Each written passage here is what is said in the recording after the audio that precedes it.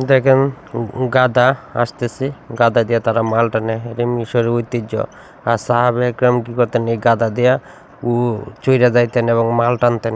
এটা তাদের ঐতিহ্য। তারা এর আঞ্চলিক দ্বারা আছে। আসসালামু আলাইকুম রহমতুল্লাহ। এই যে মিশরের গ্রামের মধ্যে চতুর সাইড মেশিন দিয়ে পানি দিচ্ছে, যে খাল এসে বসি বাইতেছে। এই যে মিশরে ভেন্ডি চাষ করতেছে। ভেন্ডি এখন ওই যে আরো দেখা যায় ঘোড়ার গাড়ি আসতেছে। এই যে আবার ধানের চারা, এই যে পানি, খাল থেকে তুলে পানি দিতেছে সেচ দিয়া। এই যে খাল থেকে তুলে পানি সেচ দিতেছে জমিতে। এই যে মিশর গ্রাম অঞ্চল, চতুর সাইড পানি। এই যে ভাই বাদার সবাই আমরা একলগে আছি।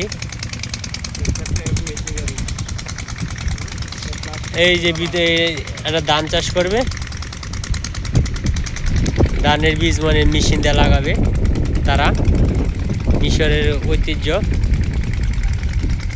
আমরা আসলাম গ্রামের সাইড ঘুরতে।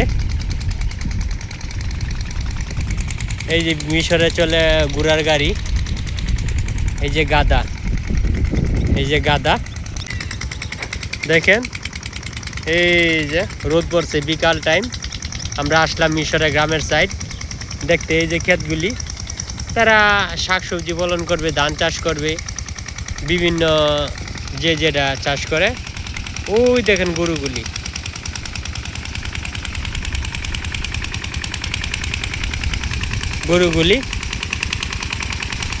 মহিষ, গরু। এই যে মিশর মেশিন দিয়ে পানি দিচ্ছে, সেচ দিচ্ছে জমিতে।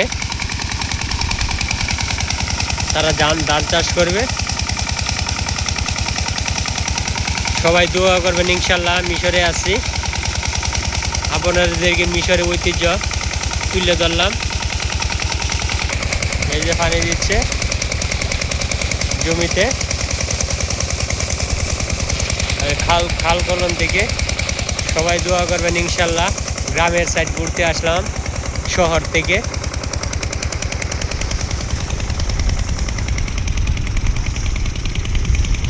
এই যে মিশরে সুন্দর জায়গা, ক্ষেত, পানি অটল, প্রচুর পরিমাণ।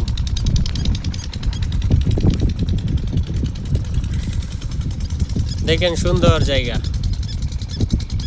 গ্রাম কত সুন্দর পানি দিছে। তারা এও লাগাবে, ধান চাষ করবে তারা। এই জন্য মনে করে প্রচুর পানি দিচ্ছে।